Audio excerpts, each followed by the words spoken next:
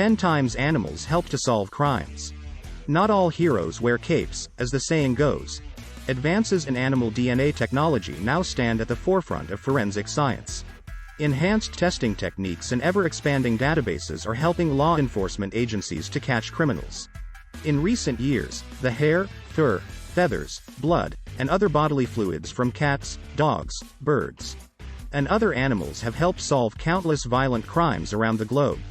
Here are 10 crimes where critters have played a significant role in bringing the guilty to justice, using DNA technology, as well as some other weird and wonderful crime-fighting abilities. 10. Duck for cover. A pet duck recently led police in North Carolina to the decomposed body of missing 92-year-old grandmother Nellie Sullivan. Sergeant Mark Walker of the Buncombe County Sheriff's Office explained how the duck ran underneath the trailer at 11 Beady-eyed Lane, and as they were chasing after their pet duck, they ran across the container that Nellie Sullivan was located in. Beady-eyed Lane? You just can't make these things up. Even before the grim discovery of the remains, Nellie's own granddaughter Angela Walmsley and her boyfriend Mark Barnes had been charged with concealing her death, along with charges of animal cruelty and drug possession, SGT. Walker described the initial search for Nellie as being a wild goose chase. Nothing turned up after numerous local searches, and Nellie's neighbors had insisted she had, in fact, gone missing several years prior. Walmsley and Barnes had been collecting Nellie's Social Security and retirement benefit check, as well as refilling her prescriptions in her absence. If I could give that duck a medal, I would, Walker added. 9. Bird the bird. Texan Kevin Butler was apparently such a fan of NBA great Larry Bird that he named his white-crested cockatoo after him. Friends described Bird as being very devoted to Butler. This was even more evident after two men broke into Butler's Pleasant Grove home on Christmas Eve 2001. Bird loyally tried to defend his home and his owner.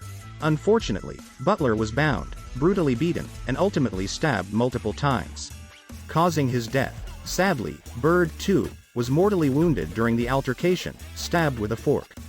Afterward, the men escaped into the night, but Bird ultimately saved the day, providing investigators with the evidence they needed to solve the crime and secure a conviction.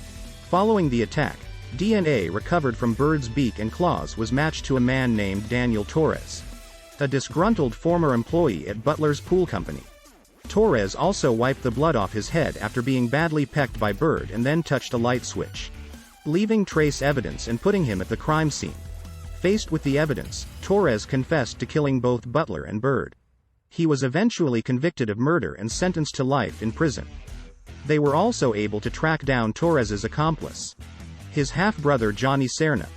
During the trial, the prosecutor submitted to the court that Bird died valiantly. There were feathers scattered through the house, and he put up a fight. No doubt about that. Kevin's family and coworkers have told me that you just didn't mess with Kevin while that Bird was around. 8. A snowball's chance in hell. In 1994, on Canada's Prince Edward Island, a 32-year-old mother of 5, Shirley Duguay, vanished without a trace. Many people suspected that her sometimes boyfriend, ex-con Douglas Beamish, was somehow involved in her disappearance. 3 days after she went missing, a blood-stained men's jacket was found in a bag in the woods near Dugay's home. The jacket also contained several white cat hairs. The detective on the case, Constable Roger Savoy, recalled seeing a white cat in Beamish's home while investigating Shirley's disappearance. Savoy sent the hairs to be DNA tested, and it was confirmed that they belonged to Beamish's family pet, a white tomcat named Snowball. It was the very early days of animal DNA testing, and Constable Savoy even went cat catching and collected blood samples from a bunch of neighborhood strays. Much to his relief, their DNA profiles were all quite different. Statistically, the chance of another cat having DNA similar to Snowball's was revealed to be 1 in some 45 million. Around this time, Shirley's body was discovered by a local fisherman, and Beamish was arrested. While his defense attorney argued that, without the cat, the case falls flat, Beamish was convicted of second-degree murder and sentenced to life with no eligibility for parole for 18 years. This is believed to be the first time animal DNA was used to successfully convict a criminal. Go, Snowball, go. 7. Dodgy Doggy DNA. In 1998, a Seattle, Washington, couple, Raquel Rivera and Jay Johnson, were found slain along with their pitbull lab mix pup, Chief. All three were victims of a home invasion gone horribly wrong. While standing trial, suspects Ken Luluile and George Twilfano were surprised to learn that prosecutors planned to introduce an unlikely piece of evidence. Chief's DNA, dog blood, had been found on the defendant's clothing during the investigation, and forensic testing was able to match it to Chief. In his opening argument, prosecutor Tim Bradshaw stated that the irony will be that the witness who could never speak, even when he was alive, will present the most eloquent of evidence. Prosecutors said that Twilfano and Luluile kicked down the door of the house after Johnson refused to sell them marijuana. Then opened fire, shooting the dog first, before killing the couple. DNA evidence indicated that bloodstains on the two jackets and pants linked to Luluile and Twilfano were from Chief. While the science of animal DNA was not yet as reliable as that of human DNA at the time, the State Court of Appeals later upheld the murder convictions of the two men. It even ruled that one should be re-sentenced to a longer prison term. Joy Halverson, a senior scientist at P.E. Agin, the company that tested the bloodstains, said that cat DNA was used in a criminal case in Canada, see above, but that this may be the first time DNA from a dog had been used in the United States. The test showed there was only one chance in 350 million that the blood was not Chief's. 6. Layla Van Dam. On the night of February 1, 2001, in the Sabre Springs neighborhood of San Diego, 7-year-old Danielle Van Dam vanished from her own bed without a trace. Police had little to no evidence to go on. Eventually, neighbor David Westerfield came to the attention of investigators. Westerfield was acting suspiciously, often leaving his house during searches for missing Danielle. He was also seen at a dry cleaner just days after Danielle's abduction, dressed only in his underwear on a cold morning. He gave the dry cleaners 2 comforters, 2 pillowcases, and a jacket. Police obtained a search warrant for Westerfield's home and found hairs that matched the Van Dam's dog, a Weimaraner named Layla. According to prosecutors, the dog hair was attached to Danielle's pajamas and was left behind in Westerfield's home. In addition, Danielle's blood was found on Westerfield's jacket retrieved from the dry cleaner. And hair from her dog was also discovered on the comforter. Danielle's blood was also found in Westerfield's RV, the one in which he'd left town to stay in the desert just minutes after Danielle's parents had discovered that she was missing and frantically dialed 911.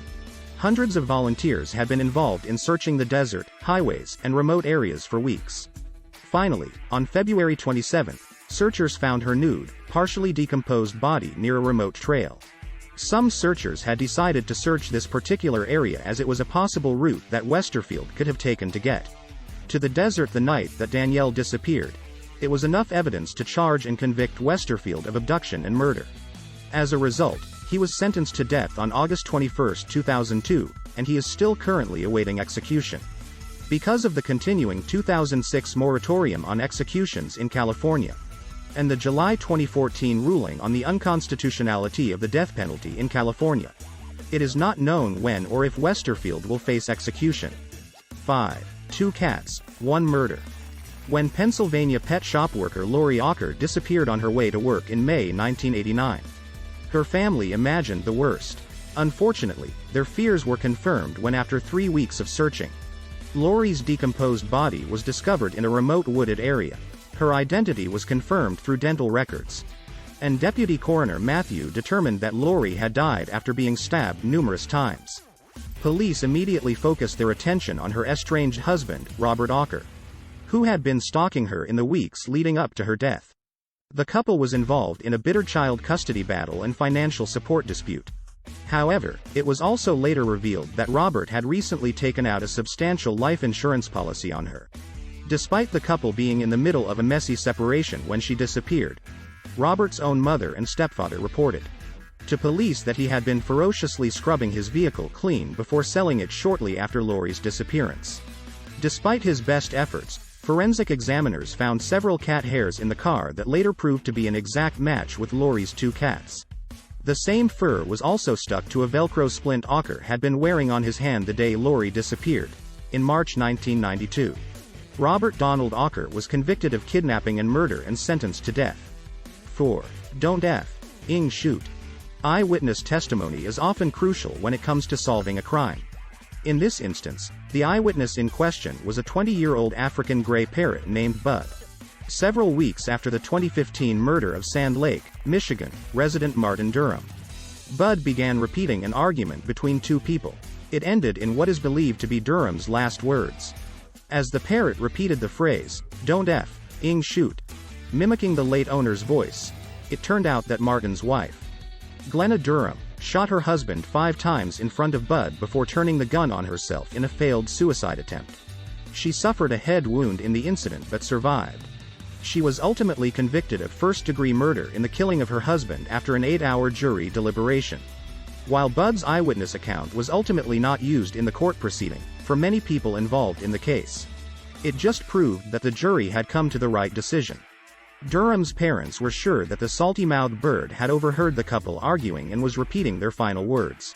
His mother asserted, "That bird picks up everything and anything, and it's got the filthiest mouth around." 3. Yet another mouthy parrot. In 2014, when Neelam Sharma was killed in her home in Agra, India, along with her pet dog, the local police had few leads to go on. That was until a parrot named Hira provided them with a vital clue. Hira was the only witness to Sharma's murder, as the attacker had killed the family dog, who had been barking throughout the struggle. Neelam's grieving husband, Vijay Sharma, was also at a loss as to who could have perpetrated the violent crime. That is until a family member pointed out to him how Hira would become highly agitated whenever his nephew, Ashutosh, visited or even when his name was mentioned in passing. Vijay informed the police of his suspicions, and Ashutosh eventually confessed to the robbery-turned-murder of his aunt. Ashutosh and an accomplice had entered the house intending to steal cash and other valuables items. He stabbed his aunt to death when they were caught in the act, afraid she would recognize him. Police later downplayed the bird's participation in solving the crime, saying it was an unexplained bite mark on Ashutosh that made him the primary focus of their investigation. However, a local newspaper reported that when investigators spoke with Hira and read through a list of suspects, the bird supposedly squawked, "Usni Mara, Usne Mara," which translates as, he's the killer, when Ashutosh's name was read. 2. A random grasshopper. According to forensic entomologist M. Lee Goff, the 1985 murder of a woman in Texas was ultimately solved by a dead, mangled grasshopper that had been found on the victim's clothing. The insect was missing a limb, and a close investigation of one of the main suspects revealed that he just so happened to have the severed hind leg of a grasshopper attached to the cuff of his pants. When Goff reassembled the insect, he found it to be a perfect match, and the fracture lines lined up absolutely perfectly. Although the defense argued in court that grasshoppers always break their legs like that, the evidence was conclusive. It was impossible to deny that the stray grasshopper leg on the suspect matched what was missing from the grasshopper recovered from the victim's body. The suspect was convicted of the woman's murder, and many consider this case to signify the birth of forensic etymology. 1. Scooby-Doo saves the day. A real-life Scooby-Doo created legal history in Paris, France, when he actually took to the witness stand to testify at his owner's murder trial, when Scooby's owner was found hanging from the ceiling in her apartment. Her death was initially presumed to be a suicide. However, the woman's family had some suspicions and persuaded the police to open a murder investigation. They identified a suspect, and the man was brought to court for a preliminary hearing to decide if there was sufficient evidence to launch a full murder inquiry. As Scooby was in the apartment at the time of the alleged murder, he went to the witness box. When faced with the potential killer, he immediately reacted and barked furiously. A court clerk actually recorded Scooby's barks and noted his general behavior throughout the cross-examination. After Scooby gave his evidence, Judge Thomas Casuto praised him for his exemplary behavior and invaluable assistance, while prosecution lawyers welcomed the dog's appearance in court. Others doubted that the animal's behavior could be interpreted as actual legal binding, legitimate evidence.